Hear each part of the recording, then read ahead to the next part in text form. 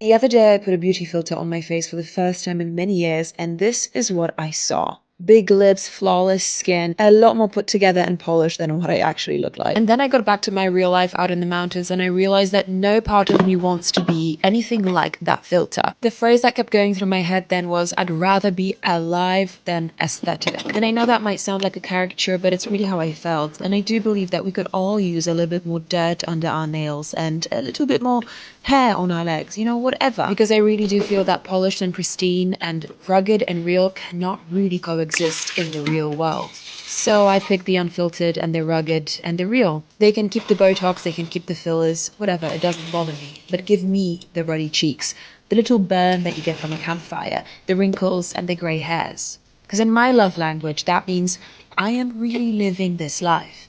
I don't want to look like I've never felt the sun or hardship or the stamps of aging on my skin. I just don't want to erase the proof that I have lived. So yeah, I'd rather be alive than aesthetic.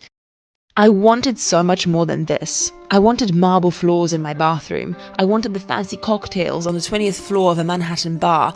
I wanted the Gucci high heels from the newest collection. But I didn't get any of those things. Well, the honest truth is that I could have had them all, and I genuinely believed that they would make me happy. But somewhere along the way in my mid-20s, I derailed my own high-speed train and ended up pursuing a very different direction in life. And at that time, it felt like I had lost everything, including my own identity, my compass, and all my dreams. But none of those things actually ever went away, because nothing ever goes away. Things merely transform. Marble floors replaced by an aluminium tub sitting on my land, cocktail bar replaced by a simple canvas tent. And instead of those high heels, I'll take a pair of wellies covered with mud from my horse's pasture. The reality I'm living today is something that I couldn't have imagined in my dreams 10 years ago because I simply didn't realize that this was even an option. And even though back then I wanted more, like more material wealth, more symbols of status, more and more and more things, I see now that my existence right now is so much more than that. It's so much more expansive, it's so much more free,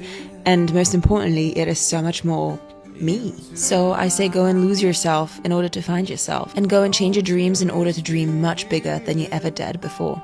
This may be TMI, so if you struggle with gory content, look away now. My toenail is coming off in a really bad way.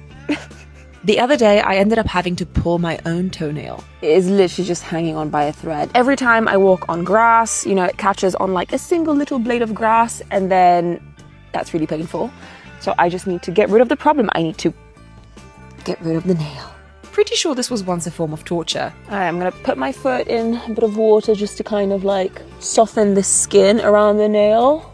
Oh God, am I actually about to pull my own nail? This is freaking horrendous. Come on, just do it. Came off. It came off almost by itself. Okay, there we go. That is my old nail.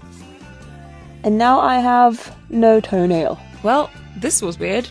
Just a little reality check though. Normal bodies doing normal body things. Haha! Victory! And so it begins. Who in their right mind walks 27 miles barefoot? Me, apparently. It started out as a pretty simple challenge. I wanted to see if I could cover a marathon distance without any shoes. I must have chosen the most rocky trail in the entire world.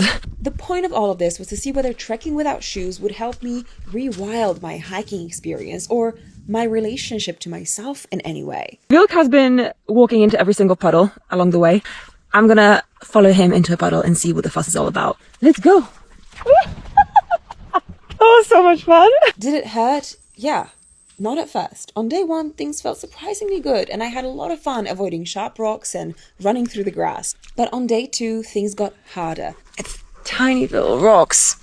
My feet got sore and extremely sensitive, and I could feel every single tiny rock under my soles. I just stubbed my toe.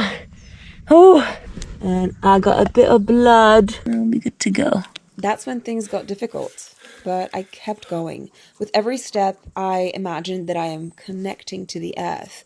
I reminded myself that somehow, despite having lived here for over 3 decades, I'd never actually grounded myself like this. We've built our lives around avoiding discomfort. Shoes, walls, screens, it's all part of the same equation. We shield ourselves from nature, and we've forgotten what the earth actually feels like. The human feet are incredible tools, and they've evolved to serve us and to carry us through really long distances over hundreds of thousands of years of evolution. This is definitely not my last barefoot hike, because I feel like this is a superpower that I want to cultivate. Thank you, feet, for being incredible.